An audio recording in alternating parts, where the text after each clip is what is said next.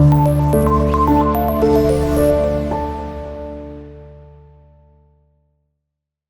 हम स्टार्ट करने लगे हैं अपना passage number 9th. So let's begin with reading of the passage number 9th. And the Rasulullah sallallahu alaihi wasallam did go the way Allah subhanahu wa ta'ala had chosen for him, imbued with divine guidance and firm resolve. The Rasulullah sallallahu alaihi wasallam encountered all the challenges with grace and dignity. In no time, he elevated man to the highest possible level in both spiritual and worldly domains. He was also driving force behind Arab conquest, which have created an everlasting impression on human history. No wonder he, Khatimun Nabiyyin sallallahu alaihi wasallam, is universally acknowledged as the most influential figure in the history. In the words of Michael H. Hurt, a great historian, a ranking of the most influential person in the history. So, what did he say? Let's read about him. His saying that Muhammad sallallahu alaihi wasallam, however, was responsible for both the theology of Islam and its main ethical and moral principles. In addition, he, Khatimun Nabiyyin sallallahu alaihi wasallam, played the key role in proselytizing the new faith and in establishing the religious practices. In fact, as the driving force behind the Arab conquest, he, Khatimun Nabiyyin sallallahu alaihi wasallam, may well rank as the most influential political leader of all times. The Arab conquest of the 7th century have continued to play an important role in the human history down the present day. Okay सबसे पहले class हम इसका एक basic लेते हैं. इस passage में हमें क्या बताया जा रहा है कि नबी करीम सल्लल्लाहु अलैहि वसल्लम ने किस कदर अपने एक फर्म डिटर्मिनेशन के साथ अपने प्रीचिंग ऑफ इस्लाम को लेके रहे. Still that he will be preaching, he won't abandon it at any cost, he will be preaching the oneness of Allah सुब्हानहू व तआला. अलॉन्ग विद दैट इसमें ये बताया जा रहा था कि किस तरह से उन्होंने कुछ विक्ट्रीज भी उन्होंने कॉन्क्वेस्ट की कुछ चीज़ों को, and how these small victories and conquerings make an everlasting impression on history as well. Furthermore, हमारे पास एक डिस्कस किया गया है, हमें बताया गया यहाँ पे एक बहुत ही एक हिस्टोरियन, फेमस हिस्टोरियन के नाम जो कि है माइकल एच हर्ट. एक ही इज एन हिस्टोरियन, ठीक है. उन्होंने कुछ अपनी हिस्ट्री के according the what were his sayings about रसूलुल्लाह सल्लल्लाहु अलैहि वसल्लम, उन्होंने वो बताया है, ठीक है. तो उनके बारे में उन्होंने बताया कि the theology of Islam, the ethical moral values, about the principles and नबी पाक सल्लल्लाहु अलैहि वसल्लम लाइव्स, उन्होंने कुछ शेयर किया है. अब अगर आप देखें इस पैसेज में यहाँ पे एक बॉक्स बना हुआ होगा, ठीक है. Over here a question is mention. Let me read aloud that question as well. What did the Michael H Hart say about the रसूलुल्लाह. जो माइकल एच हर्ट कौन था? वो एक हिस्टोरियन था, तारीख दान था, ठीक है. अब उसके क्या सेइंग्स थे नबी पाक सल्लल्लाहु अलैहि वसल्लम के रिगार्डिंग. सो आप देखेंगे नीचे एक पैसेज दिया हुआ गया है, that is written in italic form, is the answer of that question. So let's read that answer again. Muhammad sallallahu alaihi wasallam, however, was responsible for both the theology of Islam and ethical moral principles. In addition, he, Khatimun Nabiyyin sallallahu alaihi wasallam, played the key role in proselytizing the new faith and establishing the religious practices. In fact, as the driving force behind the Arab conquest, he sallallahu alaihi wasallam may well rank as the most influential leader of all the times. The Arab conquest of the 7th century have continued to play an important role in the human history down the present day. मतलब उनके उस time के उनके बारे में इनकी बातें, उनकी चीज़ों को उन्होंने हिस्टोरियन ने कुछ नोट ऑन समराइज करके अपने वर्ड्स में मेंशन आउट किया है, and that is answer of the relevant question that is given over there. So class, अब हमने क्या करना है? अब हमने पैसेज नंबर 9 के करने हैं word meanings along with the synonym as well. So shall we begin with the word meanings? Okay class, so now we will be doing the word meanings of the passage number 9. So I have written down some difficult words over here. अब हम इनके synonyms और meanings पर work करते हैं. So class, हमारा पहला word क्या है? imbued. So what does the word imbued mean? पहले हम देखते हैं हमारे context में imbued कैसे यूज़ किया गया है. Allah subhanahu wa ta'ala had chosen for him imbued with divine guidance. imbued का मतलब क्या होता है? imbued him मतलब होगा हमारे पास इंस्पायर, ठीक है. एक इंस्पायरिंग पर्सनालिटी को लिया गया हमारे लिए, तो इम्ब्यूड का मतलब क्या होगा? इंस्पायर्ड. क्या सिनोनिम में क्लासेस का? इंस्पायर्ड. अब इंस्पायर्ड को हम लोग उर्दू में क्या कहते हैं? मुतासिर.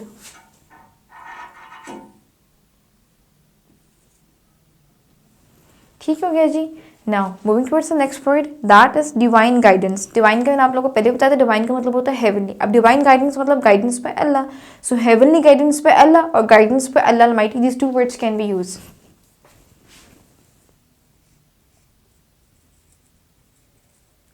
हेवनली गाइडेंस,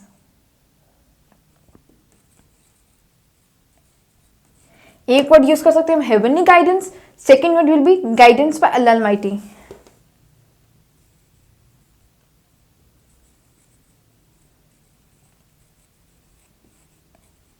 जो भी आपको सूटेबल लगे आप यूज कर लें।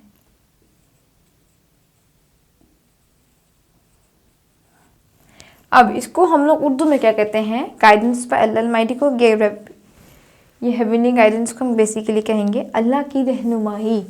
क्या कहते हैं क्लास में उसको, अल्लाह की रहनुमाई। नेक्स्ट वर्ड क्लास हमारे पास लिखा है फर्म रिजॉल्व। हमने पहले भी वर्ड पढ़ा था फर्म डिटर्मिनेशन में, हम पहले प्रीवियस पैसेज में रीड कर चुके हैं। फर्म का मतलब होता है बेसिकली पुख्ता होना, ठीक है, to have strong grip over something. Firms mean that, okay, so the what does the word firm resolve mean? Firm resolve का मतलब होगा to have a strong decision. क्या होगा क्लास का मतलब? Strong decision. अब इसको हम लोग उर्दू में क्या कहेंगे? स्ट्रॉन्ग डिसीजन को पुख्ता अज़्म। क्या कहते हैं हम क्लास को उर्दू में? पुख्ता अज़्म। Now next word over here is encountered.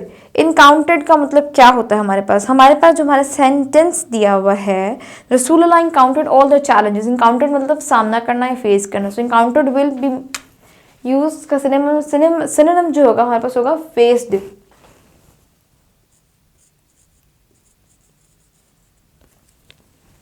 तो इसको हम लोग उर्दू में कह सकते हैं सामना करना।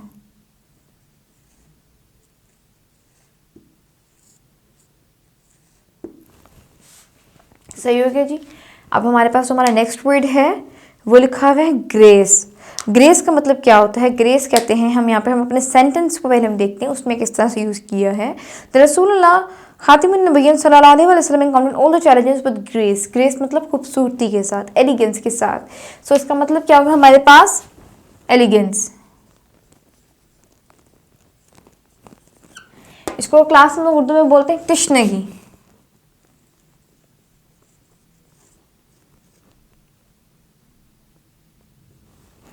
ठीक है। अब हमारा जो नेक्स्ट वर्ड है वो है डिग्निटी। डिग्निटी हो गया, डिग्निफाइड हो गया, ये बड़े नोबल ऑस्पिशियस पीपल उनको एक्सप्लेन करने के लिए हम ये टर्म्स यूज़ करते होते हैं। सो अब हमारे पास जो डिग्निटी है इसका मतलब बेसिकली होता है, इसका जो सिनोनिम होगा वो होता है रिस्पेक्ट। ठीक है, show some dignity towards him, show some respect towards him. हम इसको इस तरह से यूज़ करते हैं इस वर्ड को सेंटेंस में। तो डिग्निटी का सिनोनिम क्या होगा? रिस्पेक्ट।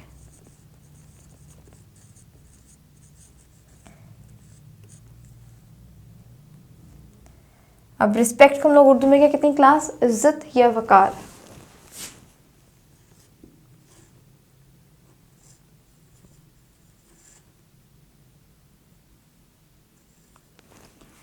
ओके जी। अब हमारा नेक्स्ट वर्ड क्या दिया हुआ है यहाँ पे? हाँ, बस एलिवेटेड। एलिवेट का मतलब होता है किसी चीज़ को इंक्रीज करना, इन्हांस करना या बढ़ाना।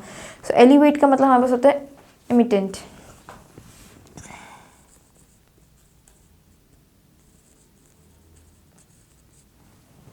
ठीक है कि इसका हमारे पे सरनेम क्या होगा? To imitate something. अब क्लास ये तो हो गया, अब बट हम इसको उर्दू में क्या कहेंगे? एलिवेट इसको हमारा जो मीनिंग होगा इसको उर्दू में हमारे पास क्या आ सकता है? इसका मतलब होता है उर्दू में बुलंद। ठीक है, अगर आप नोटिस करें, अगर आपने देखा हो पैसेज, यहाँ पर हमारे पास एलिवेटेड लिखा हुआ है that he elevated man to the highest possible level. उन्होंने बंदों को एक बुलंद, एक आसमानी सतह तक मतलब पहुँचाया है। ठीक है, उनका जो लेवल था रैंकिंग उसको इंक्रीज किया, something like this over here is written. So next word पे मूव करते हैं वो है स्पिरिचुअल। स्पिरिचुअल क्या होता है? मैंने आपको पहले भी बताया था, स्पिरिचुअल स्पिरिचुअलिटी हमने पहले भी पढ़ा था। ये होती है basically something that is imaginary something which is non existable thing।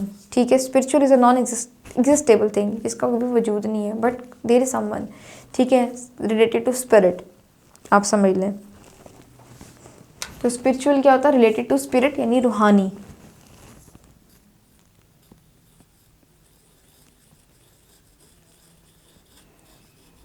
related to spirit, इसको उर्दू में क्या कहते हैं? रूहानी।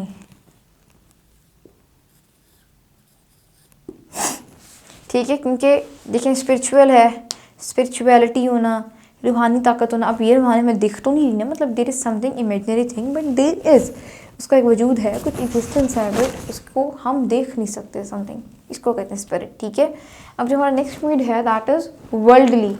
वर्ल्डली निकला है वर्ड वर्ल्ड से। ठीक है, तो ऑब्वियसली जो होगा इसका सिनोनिम वो भी इसको रिलेट करता होगा। उसका सिनोनिम क्या होगा? Something that is related to world. क्या सिनोनिम होगा class? Something related to world. अब वो कुछ भी हो सकता है। अब समथिंग रिलेटेड टू वर्ल्ड तो इसका सिनोनिम हो गया। इसका मीनिंग उर्दू में क्या होगा? तो उर्दू में इसको हम कहेंगे दुनियावी। ठीक है,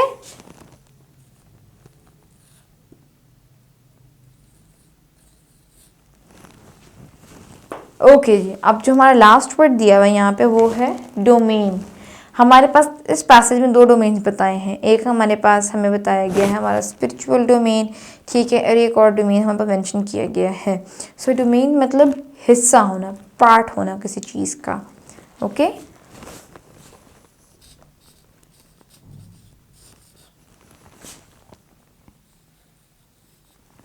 पार्ट या हिस्सा। सो क्लास एक दफ़ा ये कुछ मीनिंग्स को देख लें आप, इसके बाद हम फर्दर कुछ और मीनिंग देखेंगे। It was a long passage और वर्ड मीनिंग्स मैंने आपको लिखवाना, so give it a glimpse to the board. Now I will be moving towards the next word meanings of the same passage. Okay class, अब हम discuss करते हैं further कुछ और वर्ड्स को। मैंने कुछ और वर्ड्स यहाँ मेंशन किए हैं जो हमारे पास पैसेज में दिए गए थे। ओके, सो हमारा पहला वर्ड क्या है क्लास? कॉन्क्वेस्ट। कॉन्क्वेस्ट क्या होता है? सबसे पहले हम अपने पैसेज में देखते हैं कि हमने इस टर्म को किस तरह से यूज़ किया है। यहाँ पे जो कॉन्क्वेस्ट यूज़ किया जा रहा है इसका मतलब होता है किसी भी किस्म की फतह को रिप्रेजेंट कर रहा है। ठीक है, दैट नबी अकरम सल्लल्लाहु अलैहि वसल्लम conquest the pagans of Arab. For instance अगर ये सेंटेंस है तो कॉन्क्वेस्ट मीन्स कि किसी चीज़ को हासिल करना, ठीक है, जीत जाना, विक्ट्री करना। तो कॉन्क्वेस्ट का सिनोनिम हमारे पास क्या होता है? विक्ट्री। क्या होगा क्लास इसका synonym? Victory.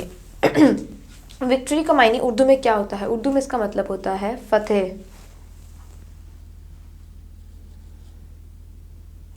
Okay, next word is everlasting impression. Everlasting, ever का मतलब याद रहने वाला, लास्टिंग रहने वाला, एवर लास्टिंग इम्प्रेशन, याद रहने वाला इम्प्रेशन।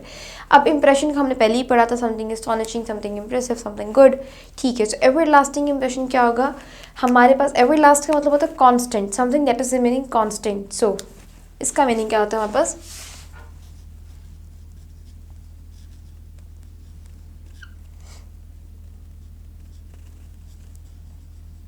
Constant happiness. ठीक, okay class, something that is remaining constant. Urdu में इसका मायने क्या होगा हमारे पास? हमेशा रहने वाली खुशी।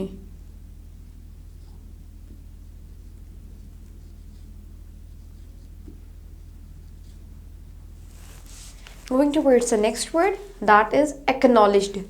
एक्नॉलेज्ड मीन्स, अब हमारे पास एक्नॉलेज क्या होता है? एक्नॉलेज का मतलब होता है किसी चीज़ को मानना, जानना। ठीक है, so acknowledge means to accept. I acknowledge your orders, I am accepting your orders. So acknowledged means accept. क्योंकि एक्नॉलेज के साथ यहाँ पे ईडी लगा है तो सिनोनिम भी इसका सेकंड फॉर्म ऑफ वर्ब के साथ ही आएगा। Acknowledged mean accepted.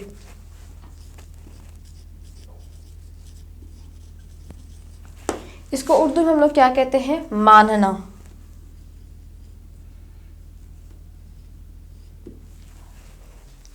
Okay, next word is influential. Influential basically word introduce हुआ है इन्फ्लुएंस से। ठीक है, I am having a great influence on your personality. ठीक है, he is having a great influential personality, यानी किसी से मुतासिर होना, किसी का मुतासिर कुन होना। ठीक है, सो इन्फ्लुएंशियल का मतलब क्या होगा? इसका सिनोनिम क्या होगा? Influence.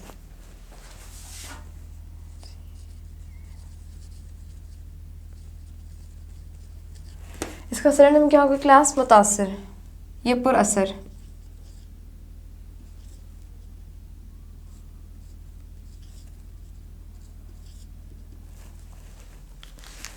Okay, the next word is historian. Historian क्या होता है? हिस्टोरियन वो होता है somebody who is working on history. हमारे पास जैसे यहाँ पे माइकल एच हार्ट का मेंशन किया था that he was a historian. So historian क्या होता है? Somebody who works on history.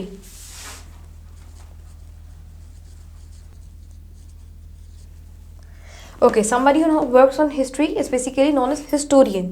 So इसका मायने उर्दू में क्या होता है? तारीख दान.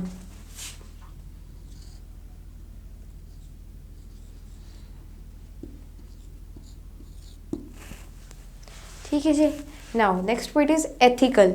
एथिकल बेसिकली हमने सुना होगा एथिक्स एक सब्जेक्ट भी होता है. एथिकल एथिक्स हम यूज़ करते हैं. एथिक बेसिकली हमारे मैनरिज्म्स को, हमारे मोरल्स को, हमारे प्रिंसिपल्स को इनिशिएट करता है. सो एथिकल मीन क्या होता है? मोरल. अब क्लास एथिकल को हम लोग इंग्लिश में मोरल तो कहते हैं इसका सिनोनिम, बट इसका और मतलब क्या होता है? उर्दू में इसका मायने होता है इखलाकी, कि हमारा खिलाफ किस तरह का है किसके साथ. ठीक हो गया जी. अब हमारा सेकेंड लास्ट वर्ड है थियोलॉजी.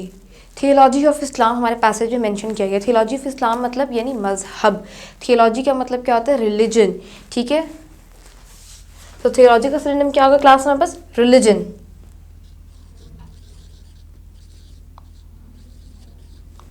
रिलीजन को हम लोग उर्दू में क्या कहते हैं? मजहब.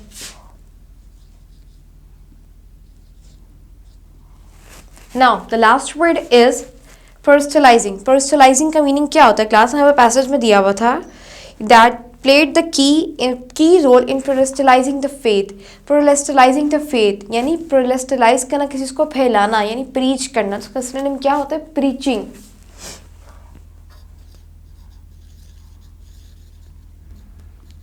सो प्रीचिंग तो होगा इसका सिनोनिम. इसको उर्दू में हम क्या कहते हैं? ऐलान करना है, फैलाना किसी चीज़ को. ऐलान करना या फैलाना.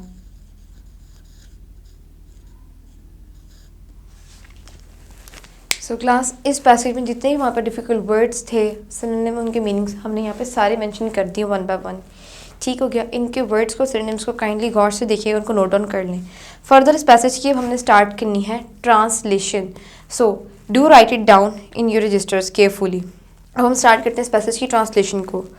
और रसूल अकरम सल्लल्लाहु अलैहि वसल्लम, इस रास्ते पर जिसका इंतखाब अल्लाह सुब्हानहू ताला ने नूए इंसान के लिए किया था, चलते गए. अल्लाह ताला की रहनुमाई और अज़्म समीम से सरशार आप सल्लल्लाहु अलैहि वसल्लम ने तमाम मुश्किलों का सामना खुश असलूबी से किया और बावकार तर्ज अमल से किया, और कुछ ही अरसे में रूहानी और दुनियावी दोनों मैदानों में इंसान को बुलंद मुकाम पर सरफराज करवाया. आप सल्लल्लाहु अलैहि वसल्लम ने अरबों की फतूहात की पुष्ट पर एक मुहर्रिक कुव्वत थे जो इंसानी माशरे पर भी कभी न ख़त्म होने वाले तासुर को वजूद में लाए हैं. इस पर हैरान होने की ज़रूरत नहीं है. आप सल्लल्लाहु अलैहि वसल्लम ने तारीख़ में हर जगह सबसे ज़्यादा बाअसर शख्सियत माने जाते थे. अजीमुल शान तारीख़ दान माइकल हार्ट के अल्फाज हैं. अब हमारे पास ये क्वेश्चन दिया हुआ था. इस क्वेश्चन की ट्रांसलेशन हम उर्दू में भी कर रहे हैं और ये इंपॉर्टेंट क्वेश्चन है, सो प्लीज़ इसको गौर से सुनिएगा. ताहम हज़रत मोहम्मद सल्लल्लाहु अलैहि वसल्लम इस्लाम के मजहबी अकायद और मरकज़ी अखलाकियात और अखलाकी असूलों दोनों पर अमल दरामद कराने के ज़िम्मेदार थे. मज़ीद पर आप सल्लल्लाहु अलैहि वसल्लम दीन की तबलीग और मजहबी अमाल को कायम करने में कलीदी किरदार अदा किया है.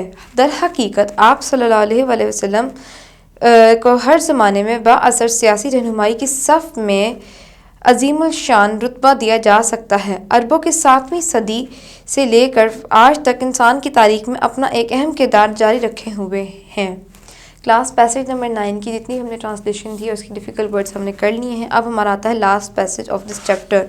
सो अपनी बुक्स पे एक दफ़ा देख लें, गौर कीजिएगा सारे. Such a thorough transformation of a man and society owes to the Rasulullah sallallahu alaihi wasallam deep faith in Allah subhanahu wa ta'ala, to his love for the humanity and to the nobility of his character. Indeed, his life is a perfect model to follow. Hazrat Qatbah Raziyallahu anha reported, I said to Hazrat Aisha Raziyallahu anha, O mother of the believers, tell me about the character of the Rasulullah sallallahu alaihi wasallam. Hazrat Aisha said, have you not read the Quran? I said, of course. Hazrat Aisha said, his subhanahu wa ta'ala morals and characters are embodiment of the Holy Quran. The final word about the savior of the mankind in the Holy Quran is, O Nabi, surely we have sent you as a witness and bearer of good news and warner, and as the one inviting to Allah by his permission, and as a light-giving torch. अब class हमने इस passage के कुछ difficult word meanings करने हैं। Okay class, अब हम लोग देखते हैं इस पैसेज के कुछ डिफ़िकल्ट वर्ड मीनिंग्स को। जैसे कि आप लोग देख सकते हो कि मैंने यहाँ पे इनकी डिफ़िकल्ट वर्ड्स इस पैसेज पे दिए थे, सब मेंशन अप कर दिए बोर्ड के ऊपर वन बाय वन। तो let's start discussing each and every word keenly and carefully. So हमारा पहला वर्ड क्लास यहाँ पे क्या दिया है? थ्रू। थ्रू का मतलब क्या होता है? थ्रू का मतलब होता है कि किसी चीज़ का मुकम्मल होना, ठीक है, हमें एक चीज़ मुकम्मल तौर पे देखना, मिलना, समथिंग, इस तरह से थ्रू का मतलब होता है मुकम्मल करना। सो इसका मतलब क्या होगा? सिनोनिम क्या होगा? कंप्लीटेड।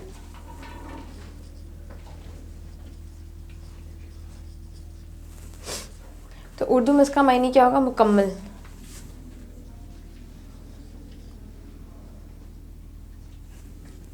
अब नेक्स्ट वर्ड हमारे पास क्या लिखा हुआ है? नेक्स्ट वर्ड लिखा हुआ है ट्रांसफॉर्मेशन। ट्रांसफॉर्मेशन यानी वर्ड निकला है बेसिकली ट्रांसफॉर्म से। ट्रांसफॉर्म करना, किसी चीज़ को ट्रांसफॉर्मेशन करना। ट्रांसफॉर्म करना मतलब ट्रांसफॉर्मेशन करना, किसी चीज़ की मुकम्मल तौर पे चेंज कर देना, तब्दीली कर देना। तो सिनोनिम क्या होगा हमारे पास? चेंज। इसको हम लोग उर्दू में क्या कहते हैं क्लास? तब्दीली। ओके क्लास, अब हमारा नेक्स्ट वर्ड क्या है? Next word is nobility. हमने प्रीवियस पैसेज नंबर 19 में हमने एक वर्ड लिखा था डिग्निटी, तो इसका सिनोनिम मैंने आपको क्या बताया था? नोबिलिटी। तो same goes over here as well. Nobility का सिनोनिम क्या होगा? डिग्निटी।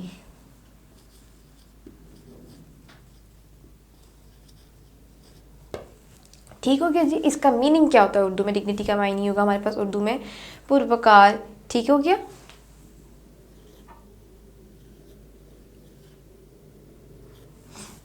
ठीक है क्लास, हमारे पास नेक्स्ट वर्ड हमारे पास क्या आ रहा है? That is Indeed.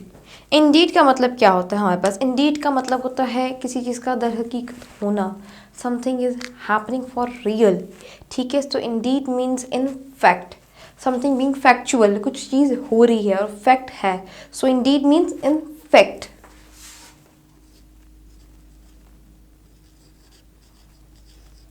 इंडीड का सिनोनिम क्या होगा? In fact. इसको हम लोग उर्दू में क्या कहते हैं क्लास? दर हकीकत।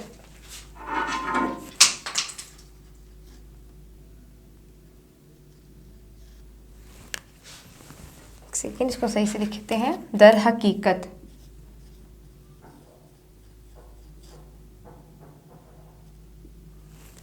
ठीक है जी। नाउ नेक्स्ट वर्ड क्या है? एम्बॉडीमेंट। एम्बॉडीमेंट का मीनिंग क्या होता है क्लास? हमारे पास क्या, हमने एक सेंटेंस लिखा था, यहाँ पे देखें बुक में अपनी एक दफ़ा, हिज सुब्हान ताला morals and characters are embodiment. So embodiment यानी नबी पाक सल्लल्लाहु अलैहि वसल्लम के करेक्टर्स, उनके अखलाकियात, उनका किरदार हमारे लिए। एम्बॉडीमेंट, एम्बॉडीमेंट मतलब क्या? एग्जाम्पल है, एक मिसाल है। सो एम्बॉडीमेंट का मतलब क्या होता है? Living example. What will be its meaning? Living example class.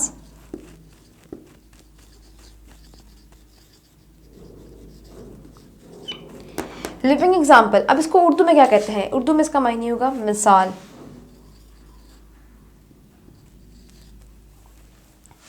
Now next word is witness. Witness का मतलब क्या होता है? विटनेस का मतलब होता है तो सी समथिंग। ठीक है, किसी चीज़ को अपनी आंखों के सामने होते हुए देखना। विटनेस का मायने यहाँ पे ये होता है। और विटनेस का सिनोनिम क्या होगा हमारे पास? किसी चीज़ को देखना, किसी चीज़ को अपनी आंखों के सामने होते हुए पाना, कुछ चीज़ आपके सामने एक्ट हो रहा है। सो विटनेस का मतलब क्या होता है? To observe something, to see something. So इसका सिनोनिम क्या होगा? ऑब्जर्वर।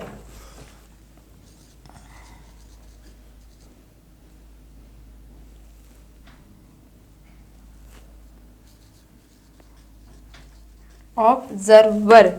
ठीक है, इसको हम लोग क्लास उर्दू में क्या कहते हैं? विटनेस करना, ऑब्जर्व करना, उर्दू में मायने होता है गवाह, ये गवाही। हम सुनते हैं ना कि इसका गवाह कौन बनेगा, who is the witness of this person. ठीक है, सो इस ये है मायने। विटनेस को सिनोनिम क्या होगा? ऑब्जर्वर। और इसको हम लोग उर्दू में क्या कहते हैं क्लास? गवाह। Now the last word is bearer. Bearer का मतलब क्या होता है? बियरर वर्ड निकला है बियर से। ठीक है, किसी को जब्त करना, किसी का बर्दाश्त करना। सो बियरर मीन्स क्या होता है? कैरियर। कैरियर, किसी चीज़ को लेके चलना।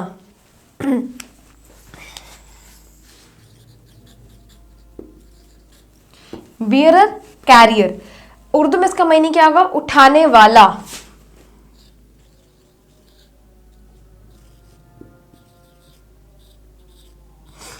उठाने वाला। ठीक हो गया। अब class 9, have a glance at the board कीनफुली.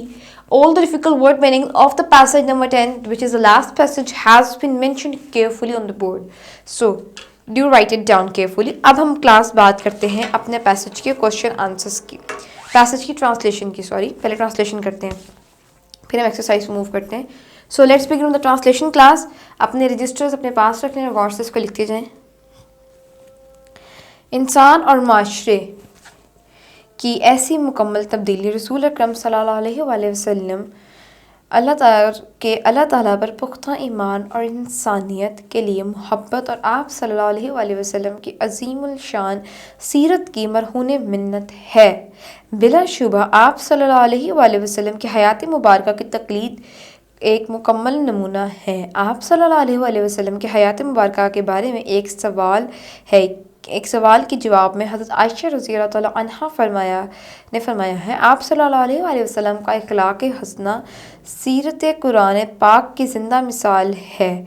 नूए इंसान की निजात दहिंदा के बारे में आखिरी अल्फाज कुरान पाक में ये हैं, ए नबी यकीनन हमने तुम्हें भेजा है गवाह बनाकर बशारत देने वाला और डराने वाला, अल्लाह ताला की इजाज़त से उसकी तरफ दावत देने वाला बनाकर और रोशन चिराग बनाकर. सो क्लास 9, इसके साथ हमारा पहला चैप्टर वाइंड अप होता है. इसकी ट्रांसलेशन हमने आज कर ली है complete. Now page number 6 open करते हुए अब हम मूव करते हैं अपने पेज नंबर 6 की क्वेश्चन एंड आंसर सेशन के ऊपर. अब हम करेंगे इस चैप्टर के क्वेश्चन आंसर्स के ऊपर वर्कअप.